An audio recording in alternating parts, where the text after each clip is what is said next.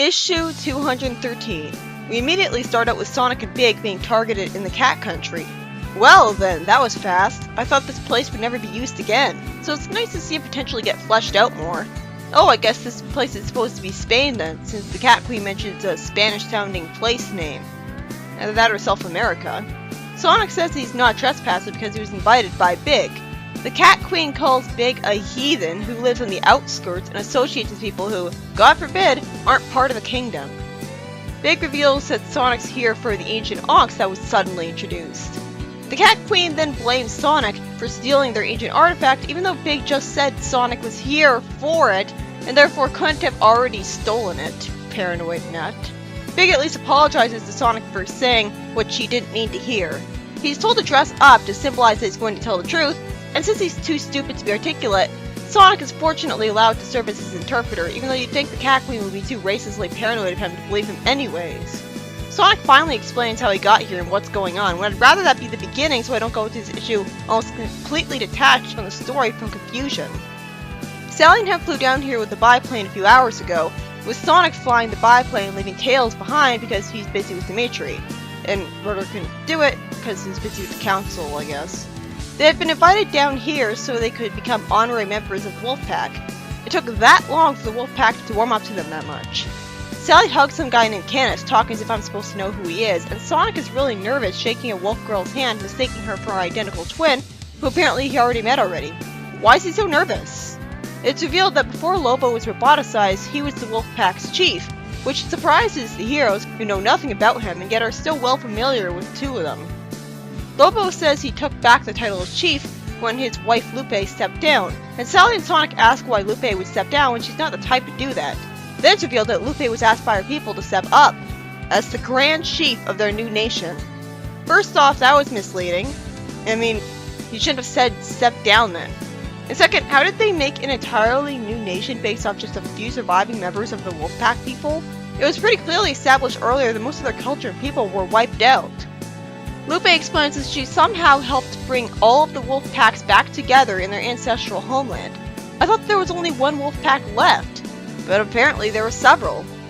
Then we see someone having a fight over the fact that the human girl said he could have the ball they were playing with, only to reveal that he had lied because Athena is the mute one, which I forgot about. Lupe complains to Sonic that her children are the hardest people to govern, and wishes that all of the Freedom Fighters could come since they were all invited. It was a matter of bad timing, as everyone was busy, with Rotor trying to finalize their own new government, and Amy staying behind to watch the city while they were gone. Lupe says that their induction will have to be informal, since no one can find the ceremonial of ancient Ankhs right now. I thought that was the cat people's artifact. Why would this entirely unrelated group of people think they need it to induct people? This issue is so confusing. It throws so many new stuff at you, and the heroes don't work as audience surrogates because they already know it.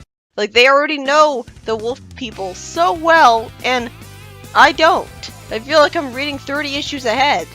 It's revealed that the Ankhs was probably stolen by the brutal cat people who always warred against their ancestors and laid claim to the entire continent. For some strange reason, they rarely bother the wolf people these days. Just then, Big the Cat wanders into the place being mistaken for an obedient cat person soldier, even though he's so harmless. Which is weird to me because he looks nothing like the cats that, say, guard the queen. He looks like an entirely different species from them. I mean, Rouge isn't said to be the same race as the ninja bats. Although cats have so much variation in how they look, that's kinda justified. Big gets threatened because he says he's looking for the Ankhs. Lupe says that the Ankhs preserved their people in the Days of Fury, and is considered rightfully theirs. Lupe, for some reason, asks Sally why she'd want to help them find the Ankhs. Sally says that she can act as a neutral party between the countries, even though she's obviously biased in favor of Lupe. Wait, we're still in the past? Because this is when Sally tells Sonic to take Big to the cat people in the first place, and then the text blurb says Sally took off to who knows where, not giving her own friend some information once again. This switching between the past and the present is even more confusing than in the second attempt at SC2 adaptation. At least I knew what past was most of the time. Then the Cat Queen shows that she wasn't listening at all because she asked where Sally is when Sonic just said that she ran off to who knows where. Sally pulls on a vine to reveal a statue of an echidna and thinks to herself that this is the ruins of the failed Echidnopolis colony. You mean the colony of Tikal? Yep, as she proceeds to pointlessly waste comic space recapping it. Is this even a good issue? Get to the plot already! Sally thinks about how the cat people and wolves are meeting again for the first time in hundreds of years and jumps over a wall and suspects people of intentionally putting the people against each other. It's just then when she discovers some Dark Egg Legionnaires trying to instigate a war here.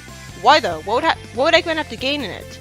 Blind sadism is a lazy excuse for a villain. I hope they explain this better.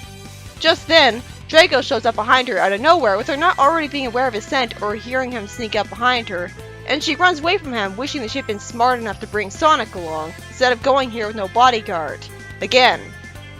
Draco's assistant accidentally attacks him with his claw instead, and while they briefly fight together from Drago calling him an idiot, Sally is inconvenienced arbitrarily by them randomly deciding to stop fighting and go back to focusing on her.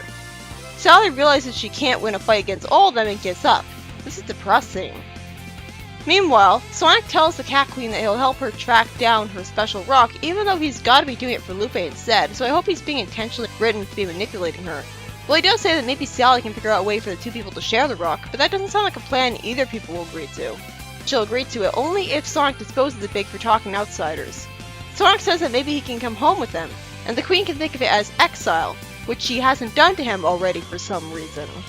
Sonic then charmingly gets Big to cheer up immediately by saying that there's still some river fishing he could do up north, and at the worst possible moment, Lupe leads her people to Sonic in ambush. She's really hot-headed, I guess, even though she was portrayed as a calm queen before.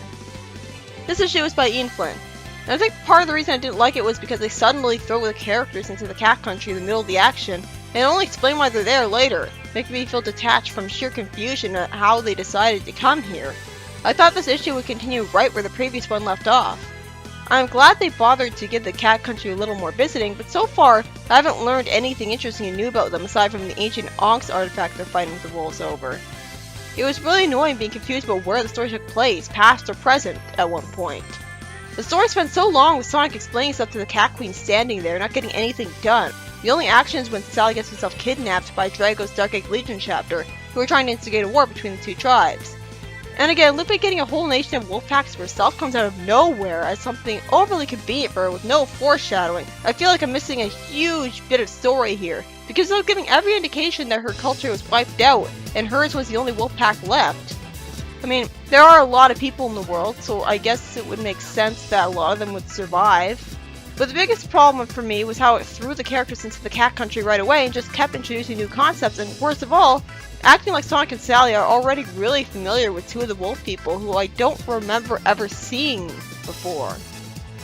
It made me feel detached as a reader not knowing what was going on.